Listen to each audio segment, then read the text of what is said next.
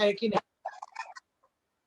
तो हमारे देश का नॉर्मल रेसिडेंट है कि नहीं है ये बताइए, हाँ या ना, यस और नो बस आप बोलते जाना, मुझे समझ आ जाएगा। हम बोलेंगे कि भाई रहते इंडिया में, टूर पे गए पिलग्रिमेज में, तो ये बिल्कुल हमारे देश के नॉर्मल रेसिडेंट है, क्योंकि हज ज्यादा से ज्यादा 2 महीने का होता है। ठीक है, अगले सवाल का जवाब दो। Foreign tourist visiting India to see Taj Mahal, foreign से कोई टूरिस्ट आया है भारत में ताजमहल देखने, तो इसको हम अपना रेसिडेंट मान दे क्या?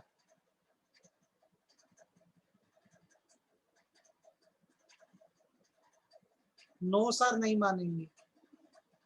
क्यों मानेंगे भाई, दूसरे देश का रेसिडेंट है, वहां का है। हमारे देश में तो बस टूरिस्ट बन के आया है ना, हमारे देश में टूरिस्ट बन के आया, तो हमारे यहाँ का रेसिडेंट हो गया क्या? अनुष्का पूरी पुरानी क्लास पूरी देखो, बीच बीच में और गैप है तुम्हारे। अगर कोई टूरिस्ट बन के इंडिया में आया है तो खाली घूमने आया है, वो रहता तो अपने देश में है ना, इंडिया का रेसिडेंट थोड़ी ना है। या नॉर्मल रेसिडेंट मतलब इंडियन रेसिडेंट की बात कर रहा हूँ। अगर एक इंडियन मुस्लिम है हज पे जा रहा है तो रहने वाला तो भारत का ही है, तो इंडियन रेसिडेंट है। लेकिन एक फॉरेन टूरिस्ट अगर ताजमहल देखने भारत आ रहा है, तो अपने देश में रहता है, बस टूर पे भारत में आया है, इंडिया में आया है, तो उसको आप रेसिडेंट नहीं बोलोगे इंडिया का। अच्छा एक बात बताओ, Indian employ working in World Health Organization, एक इंडियन एम्प्लॉय है, वो वर्ल्ड हेल्थ ऑर्गेनाइजेशन में काम कर रहा है, तो इंडियन रेसिडेंट है कि नहीं, यस और नो?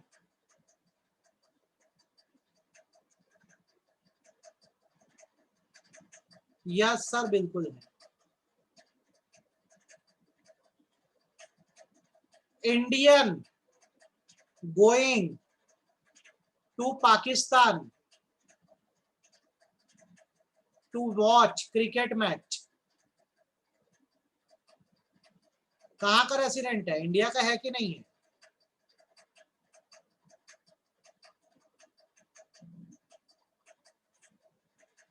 सिर्फ घूमने पाकिस्तान जा रहा है, रहने वाला तो भारत का है ना, तो इंडिया का ही तो रेसिडेंट होगा भैया, इंडिया का ही तो रेसिडेंट होगा।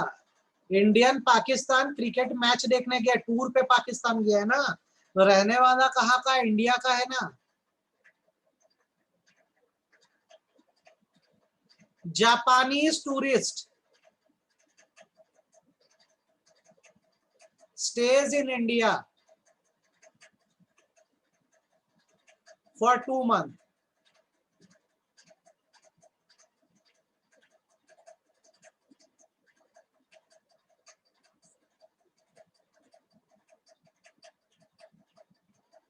Citizen of America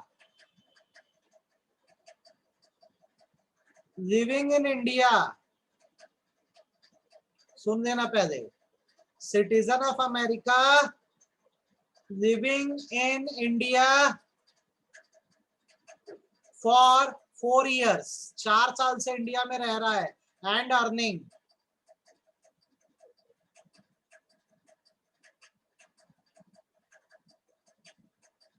yes sir,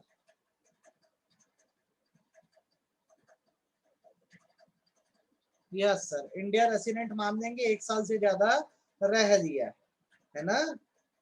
तो अब आप बता दो, आपको ये नॉर्मल रेसिडेंट का कंसेप्ट क्लियर है ना? डोमेस्टिक टेरिटरी के तो क्वेश्चन आप लोगों ने बना ही लिए थे, आपको नॉर्मल रेसिडेंट भी क्लियर हो जाना चाहिए बेटा, इसमें दिक्कत नहीं जानी चाहिए। सर हम ये सब पढ़ क्यों रहे हैं, ये भी तो पता होना चाहिए तुम लोग को। आप ना बेटा जब डोमेस्टिक टेरिटरी का कंसेप्ट पढ़ते हो ना,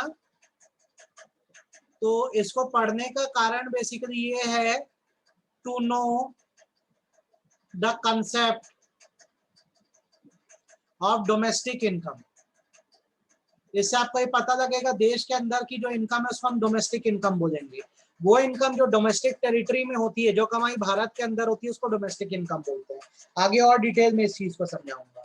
और आप नॉर्मल रेसिडेंट का कंसेप्ट इसलिए पढ़ते हो, आप नॉर्मल रेसिडेंट का कंसेप्ट इसलिए करते हो क्योंकि it helps in calculating national income, क्योंकि आपकी नेशनल इनकम कैलकुलेट करने में मदद करेगा। आगे जाके कैसे करेगा वो समझाऊंगा। फिलहाल तो ये बता दो यार तुम लोग सभी को, डोमेस्टिक टेरिटरी और नॉर्मल रेसिडेंट एकदम अच्छे से आ गया है ना, कोई दिक्कत नहीं है ना, दो कंसेप्ट एकदम क्लियर है ना। सभी लोग हैंड रेस करो, यस नो में बता दो मेरे को, तो मैं आगे बढ़ जाऊंगा। सब लोग हैंड रेस करो जितने भी ग्रुप में हो। तो चलो आज तुम लोग को कुछ नई चीज बता रहा हूँ, कॉपीज में अपने नोटिंग करना। आज हम लोग बेटा करते हैं क्लास में कंसेप्ट फैक्टर इनकम का और ट्रांसफर इनकम का। जैसे मैं लिख रहा हूं आप भी वैसे ही लिखो। ये सब बेसिक कंसेप्ट है मैक्रो इकोनॉमिक्स के, इसे अलग अलग से खूब क्वेश्चन आता है, तो सारे कंसेप्ट को अच्छे से करो। आप कंसेप्ट कर लो फैक्टर इनकम और ट्रांसफर इनकम का, ठीक है। फैक्टर इनकम का अगर मैं आपको मतलब बताऊं और फिर एग्जांपल दूं, तो इसका मतलब होता है income received by factor of production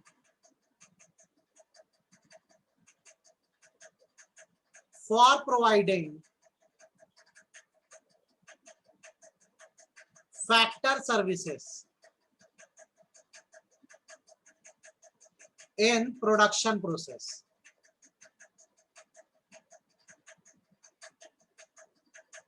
बच्चों क्या होता है कि जब भी किसी चीज को आप प्रोड्यूस करते हैं ना, किसी भी चीज का प्रोडक्शन होता है ना।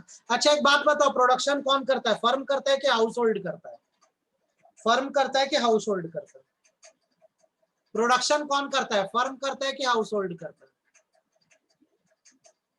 फर्म करता है। आप ये बात समझते हो, जब फर्म को प्रोडक्शन करना होता है ना, तो इसको कुछ फैक्टर सर्विसेज की यूज पड़ती है या जरूरत पड़ती है, आप सबको पता है। जैसे अगर कुछ भी प्रोड्यूस करना है तो लैंड लगेगा, जमीन देनी पड़ेगी, हम लोग को नौकरी करनी पड़ेगी, लेबर लगेंगे, कैपिटल लगेगा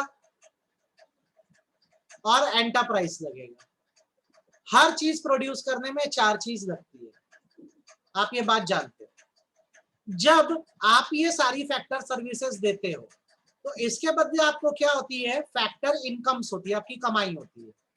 आप सब जानते हो ये बात को। लैंड के बदले आपको क्या मिलता है बताओ, लेबर के बदले क्या मिलता है, कैपिटल के बदले क्या मिलता है, एंटरप्राइज के बदले क्या मिलता है बताओ। लैंड के बदले आपको क्या मिलता है, लैंड के बदले आपको क्या रिसीव होता है बताओ, फटाफट बोलो।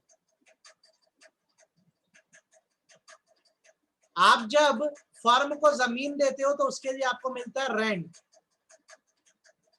आप जब नौकरी करते हो या एज अ लेबर काम करते हो तो आपको मिलते हैं वेजेस। आप जब कैपिटल लगाते हो तो आपको मिलता है इंटरेस्ट, और जब आप बिजनेस सेट करने में मदद करते हो तो आपको मिलता है प्रॉफिट। ये चार चीज जो होती हैं इन्हें हम फैक्टर इनकम इसलिए बोलते हैं क्योंकि हमने जब फैक्टर ऑफ प्रोडक्शन दिया, मतलब सामान बनाने के लिए या प्रोड्यूस करने के लिए जब हमने ये फैक्टर दिया तब हमारी कमाई हुई, इसलिए इसे फैक्टर इनकम कहा जाता है। इसे फैक्टर इनकम कहा जाता है। और मैं आपको बता दूं, ये जो फैक्टर इनकम आप रिसीव करते हो यही आपके देश की नेशनल इनकम बनती है। भाई मेहनत का पैसा देश का पैसा होता है ना, हमारी जमीनों के लिए हमें रेंट मिलता है, हम जाके नौकरी करते तो हमें वेजेस मिलता है, हम कैपिटल लगाते तो हमें इंटरेस्ट मिलता है, बिजनेस सेट करने में मदद करते तो प्रॉफिट मिलता है। ये कहलाती है हमारे देश की नेशनल इनकम। इन चार मेन चीजों से बनती है। तो फैक्टर इनकम उस इनकम को बोलते हैं जब कोई चीज प्रोड्यूस होती है तो हमें प्रोवाइड की जाती है, हमें मिलती है। चार फॉर्म में मिलती है, रेंट, वेजेस, इंटरेस्ट, प्रॉफिट। और ये पार्ट है हमारे देश की नेशनल इनकम का, ये हमारे देश की नेशनल इनकम का पार्ट है। आप बताओ आपको फैक्टर सर्विस क्या है समझ आया कि नहीं, या फैक्टर इनकम क्या है समझ आया कि नहीं? वो इनकम जो फैक्टर सर्विसेज देने के बदले में आपको मिल रही है। तो कहीं ना कहीं ये पैसा हम सबके पास ही आ रहा है। मैं बिजनेसमैन हूं तो प्रॉफिट कमा रहा हूं, मैं वर्कर हूं तो मेरे को सैलरी मिल रही है, हम सब देश के लिए कंट्रीब्यूट कर रहे हैं। और ये जो फैक्टर इनकम की कमाई है, यही हमारे देश का नेशनल इनकम का हिस्सा या पार्ट है। दूसरे साइड में आती है बेटा ट्रांसफर इनकम। ट्रांसफर इनकम वो होती है जिसको मैं फ्री का माल बोलता हूं। ट्रांसफर इनकम मतलब वो इनकम होती है which is received without providing any productive services। कुछ ना किए बिना भी जो आपको इनकम रिसीव होती है या पैसा रिसीव होता है, उसको हम लोग बेटा ट्रांसफर इनकम बोलते हैं। जैसे इसका आपको मैं एग्जांपल दूं, एक ओल्ड एज पर्सन है, उसको पेंशन आ रही है, तो क्या इस पेंशन को पाने के लिए उसको कुछ मेहनत करनी पड़ रही है? क्या इस पेंशन को पाने के लिए इसको कुछ मेहनत करनी पड़ रही है?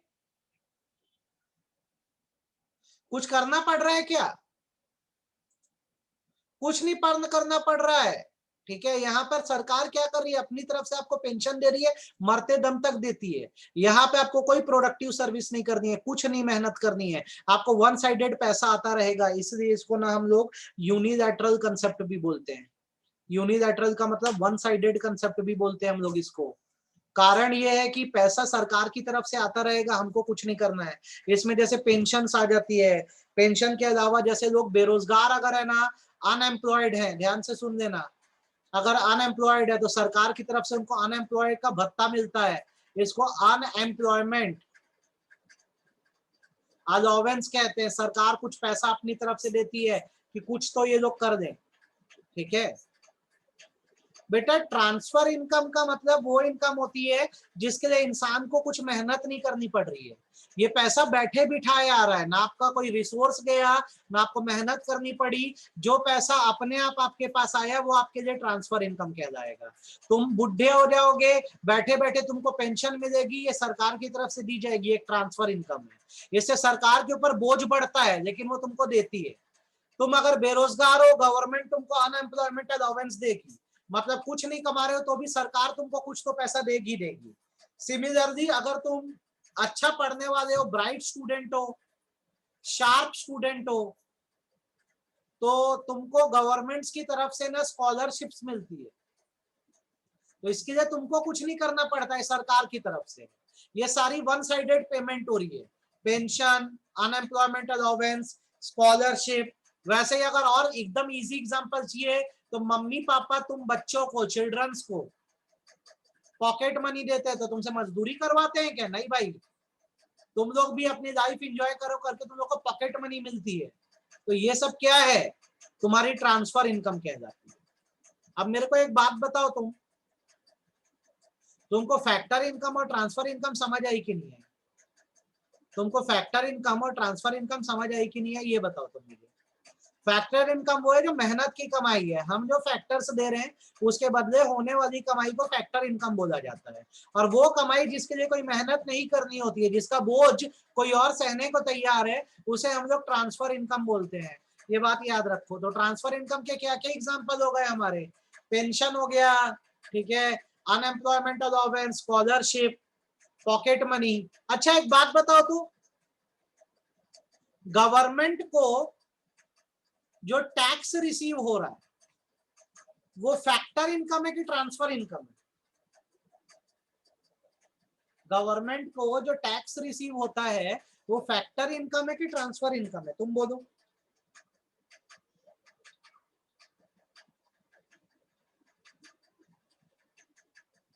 सच पता है आपको, गवर्नमेंट आपके लिए कुछ करे या ना करे, कितनी भी निकम्मी हो, आपको टैक्स देना ही पड़ेगा देश में रहना है तो। गवर्नमेंट कितनी भी निकम्मी हो, आपके लिए कुछ भी ना करे तो भी आपको टैक्स देना ही होगा। याद रखना, गवर्नमेंट को आप जो टैक्स देते हो वो ट्रांसफर इनकम होती है, बोझ आपके ऊपर आ रहा है। गवर्नमेंट आपके लिए कुछ नहीं भी करेगी तो भी आप टैक्स दोगे ही दोगे। That's transfer income. ये वन साइडेड है, आप कर रहे हो, टैक्स के बदले गवर्नमेंट आपके लिए कुछ नहीं कर रही है। ठीक है, एक बात बताओ, देश में सरकार बन जाती है, कोई मिनिस्टर कुछ नहीं करता है, फुल भ्रष्टाचार कर रहे हैं, तो तुम्हारे पर टैक्स लगना बंद हो जाएगा क्या? पेट्रोल नहीं भराओगे, टैक्स लगेगा कि नहीं? पिज्जा नहीं खाओगे, टैक्स लगेगा कि नहीं? सरकार कितनी भी निकम्मी हो जाए, वो कुछ भी ना करे तो भी हमारे लोग टैक्स देते रहेंगे, तो इसको हम ट्रांसफर इनकम बोलते हैं। बात समझ आई? तो यार आप सीखो मेरी बात को। ट्रांसफर इनकम वो है जहां आपको कुछ नहीं करना पड़ रहा है, कोई मेहनत नहीं करनी पड़ रही है, बैठे बिठाए पैसा आएगा तो उसको ट्रांसफर इनकम बोलेंगे, और मेहनत का पैसा फैक्टर इनकम कहलाता है। तो मैं बोलता हूं अगर फैक्टर इनकम हमारी नेशनल इनकम का पार्ट है, तो आप बताओ क्या ये ट्रांसफर इनकम पार्ट होगी कि नहीं नेशनल इनकम का, हाँ या ना? ये हमारी नेशनल इनकम का हिस्सा है कि नहीं? ये हमारी नेशनल इनकम का हिस्सा है कि नहीं, हाँ या ना?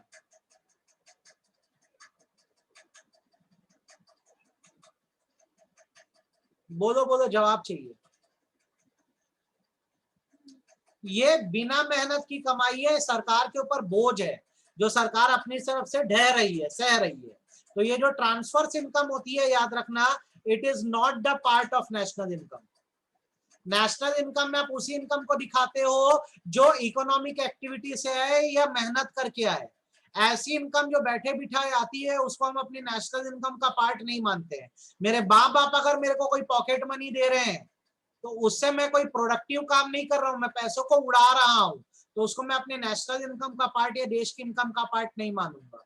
तो अब आप मेरे को बताओ, आपको फैक्टर इनकम और ट्रांसफर इनकम समझ आ गई कि नहीं, क्या क्या होती है? फैक्टर इनकम वो है जो आपको सर्विसेज देने के बदले मिलती है, और ट्रांसफर इनकम वो है जो बिना कुछ किए मिलती है।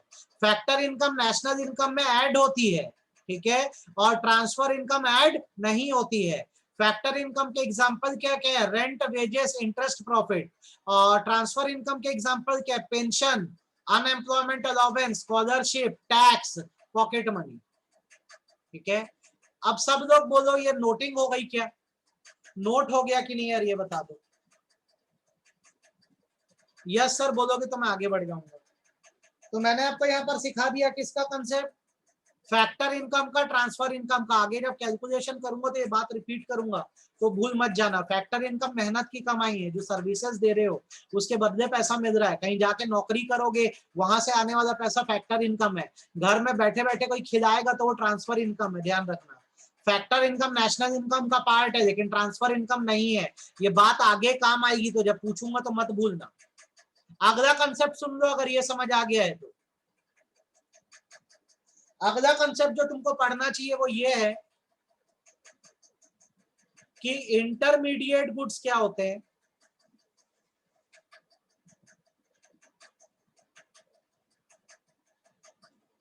और फाइनल गुड्स क्या होते हैं।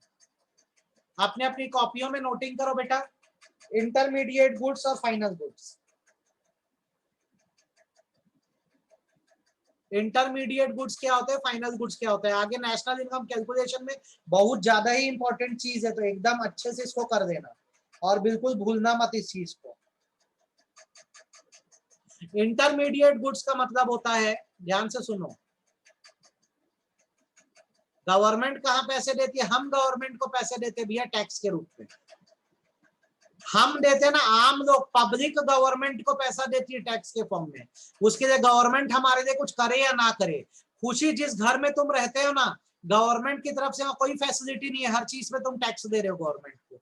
जिस घर की जमीन पे तुम रहते हो, जमीन तुम्हारी है, फिर भी तुम सरकार को प्रॉपर्टी टैक्स देते हो। उसके लिए सरकार तुम्हारे लिए क्या कर रही है? कुछ नहीं कर रही है।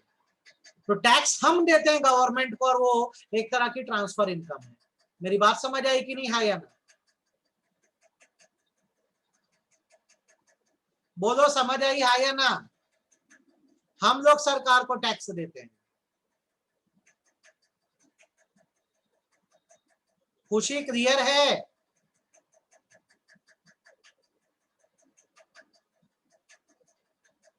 बेटा देश में देखो इतने बड़े लेवल पे प्रोडक्शन एक्टिविटीज हो रही है, इंपोर्ट एक्सपोर्ट हो रहा है, इवन गवर्नमेंट भी बिजनेस करती है। गवर्नमेंट के बहुत सारा ट्रेजरी रहती है, खजाना रहती है।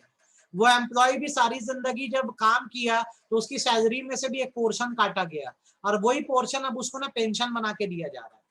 जैसे आज मैं कहीं नौकरी करूंगा सरकारी, मेरी इनकम 1 लाख रुपए है, तो 20,000 रुपए हर महीने कट जाया करेगा। और जब मैं रिटायर हो जाऊंगा तो उसी पैसे से मेरे को पेंशन दी जाया करेगी। उस टाइम फिर मेरे को कुछ नहीं करना है, गवर्नमेंट की तरफ से पेंशन आया करेगी मेरे को। आई समझ में बात?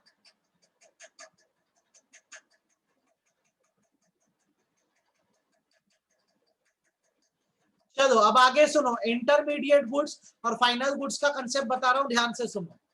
इंटरमीडिएट गुड्स मतलब दोज गुड्स, ध्यान से सुन लो, those goods which are used for, ध्यान से देखना, अच्छे से दिखना, further production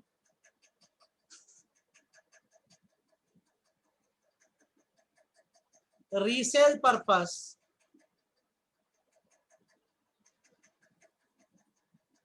those goods which are used for further production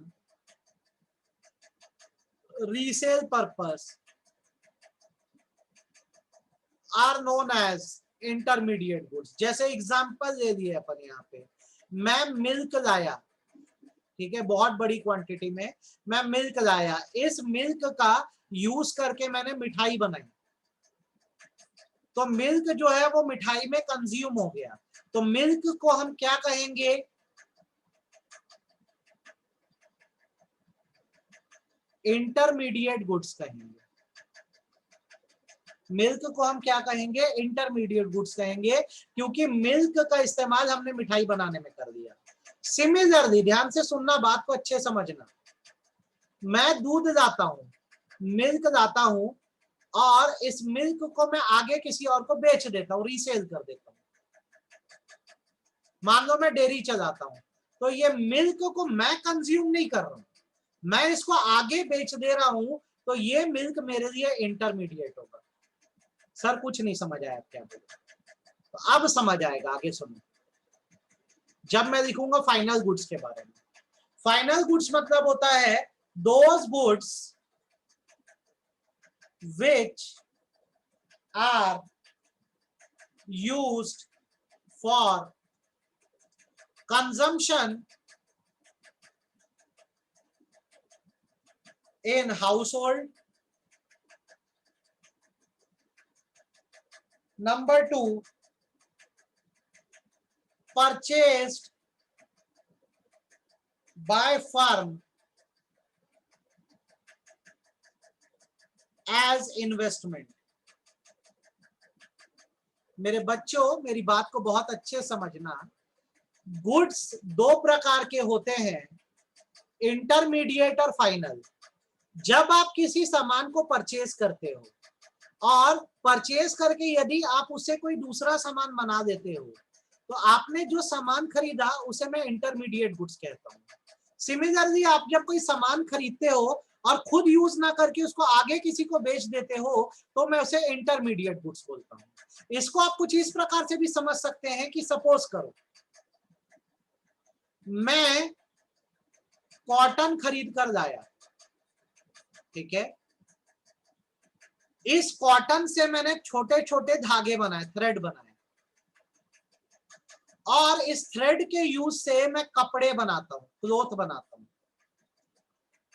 तो अब मेरे को बताओ, इनमें से इंटरमीडिएट गुड्स कौन सा है और फाइनल गुड्स कौन सा है? अब मेरे को बताओ, इनमें से इंटरमीडिएट गुड्स कौन सा है और फाइनल गुड्स कौन सा है? पहले ये बताओ मेरे को। मैं कॉटन लाया, थ्रेड बनाया, उन्हीं थ्रेड से कपड़े बने, तो इसमें इंटरमीडिएट क्या है और फाइनल गुड्स क्या है? कॉटन, थ्रेड दोनों ही इंटरमीडिएट गुड्स हैं, और ये जो कपड़ा है ये क्या है? ये फाइनल गुड्स है। ठीक, मेरी बात को बहुत ध्यान से सुनना सभी लोग, और बहुत अच्छे से समझना। जब आपने सामान को खरीदा आगे कुछ और बनाने के लिए या उस सामान को आगे रीसेल करने के लिए, तो इंटरमीडिएट गुड कहलाएगा। और जब आपने सामान को खरीदा कंज्यूम करने के लिए अपने घरों में, या फिर उससे कुछ इन्वेस्टमेंट करने के लिए या कुछ बड़ा प्रोड्यूस करने के लिए, तो मैं उसे बोलूंगा फाइनल गुड्स। जैसे मैं आपको इसके 1000 एग्जांपल दूंगा और आप जब तक नहीं सीखोगे तब तक देता रहूंगा। ध्यान से समझ लेना बेटा, पहले इंटरमीडिएट गुड्स के हम लोग बहुत सारे एग्जांपल देते हैं, ये क्लियर होगा तो हम लोग फाइनल गुड्स की बात करेंगे। अपन एक सामान लेते हैं, मान लो शुगर है, शक्कर को ले लो। शक्कर अगर मैं रीसेल कर रहा हूं, ग्राहकों को रीसेल कर रहा हूं, मैं दूसरे कस्टमर को अगर ये शक्कर बेच रहा हूं, तो मेरे लिए ये शक्कर इंटरमीडिएट गुड्स है, क्योंकि मैं कहीं से खरीद के लाया और लाकर मैंने किसी और को बेच दिया। लेकिन यदि इस शक्कर को, इस शुगर को मैं अपने घर में कंज्यूम करता हूं, तो यही शक्कर मेरे लिए क्या बन जाएगी? फाइनल गुड्स बन जाएगी। अगर मैं कार खरीदूं, इस कार को मैं ऑन रेंट चलवाता हूं, किराए पे चलवाता हूं, तो ये मेरे लिए इंटरमीडिएट गुड्स है। और यदि इसी कार को मैं पर्सनल पर्पस के लिए यूज करता हूं,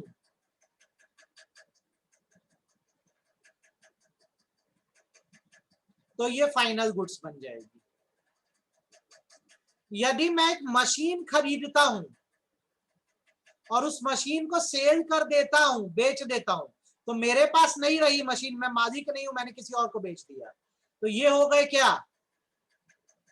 इंटरमीडिएट गुड्स। लेकिन अगर मैंने मशीन खरीदी और इस मशीन से मैं गुड्स प्रोड्यूस करता हूं, तो ये क्या हुआ मेरे लिए? Final good. ठीक, और सुनो, जब तक नहीं समझोगे बताते जाऊंगा। बैटरी लाया, लाकर अपनी बनाई कार में लगा दिया, तो बैटरी हो गई गायब, कार मैन्युफैक्चरिंग में घुस गई, तो ये क्या हुई? इंटरमीडिएट गुड्स हुआ। ठीक, और ये कार कैसा गुड्स हुआ? Final goods. अब आप बताओ, आपको इंटरमीडिएट गुड्स और फाइनल गुड्स में डिफरेंस समझ आ रहा है क्या?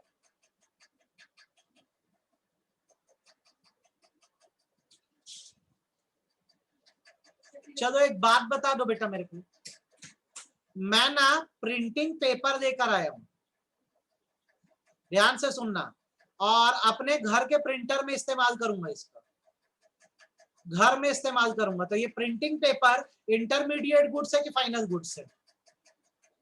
ये इंटरमीडिएट गुड्स है कि फाइनल गुड्स है?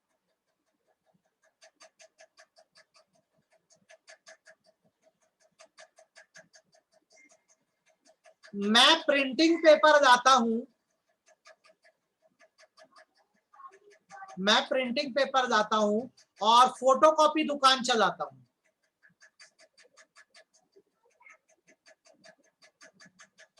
फोटोकॉपी दुकान चलाता हूं, तो ये पेपर क्या कहलाएंगे?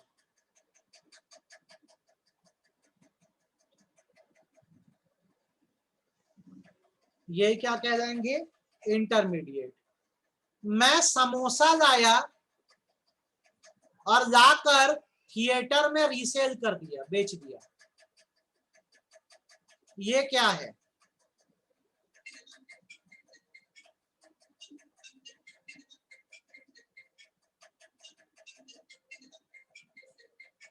मैं समोसे अपने घर में लाया,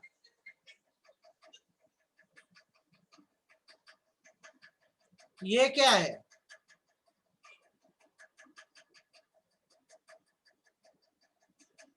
चलो अब इसका जवाब दे देना फटाक से।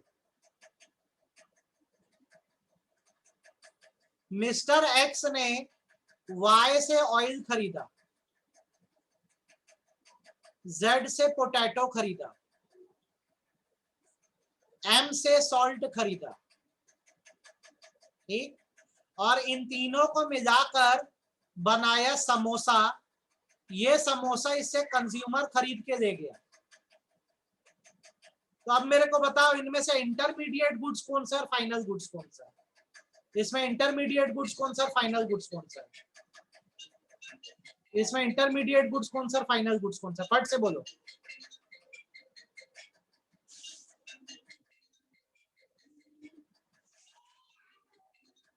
समोसा फाइनल गुड्स है, इसको कस्टमर अपने घर ले जाएगा।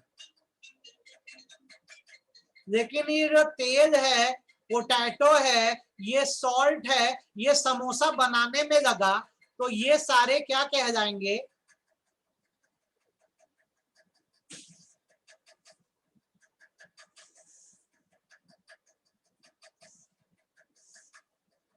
इंटरमीडिएट कहलाएंगे। एक्स के लिए इंटरमीडिएट होगा, कस्टमर के लिए फाइनल होगा। अभी हम सिर्फ ये पहचान रहे कि गुड्स में कौन सा इंटरमीडिएट है और कौन सा फाइनल है। ठीक है, आई होप आपको ये बात अभी तक समझ आई होगी। आपको इंटरमीडिएट और फाइनल समझ आ गया क्या? कल टेस्ट दे दो बेटा इसका, तुम लोग कल टेस्ट दे दो, अभी तक जो पढ़ाया हूं बेसिक कंसेप्ट में टेस्ट दे दो कल। मेरे को भी समझ आया आपको कितना आता है। ठीक है, अब ये खत्म नहीं हुआ टॉपिक, बड़ा टॉपिक है। मंडे को इसके आगे इसको और अच्छे से पढ़ेंगे, कंटिन्यू करेंगे। आज इतना पढ़ लो और इसके हिसाब से टेस्ट दे देना। ठीक है, दैट्स इट फॉर टुडे। ये वीडियो भी भेज दूंगा, देख लेना। कोई बात नहीं, एमसीक्यू टेस्ट है, सारे टेस्ट अभी एमसीक्यू देना एमसीक्यू टेस्ट। हिंदी का भी देना, इसका भी देना, बन जाएगा।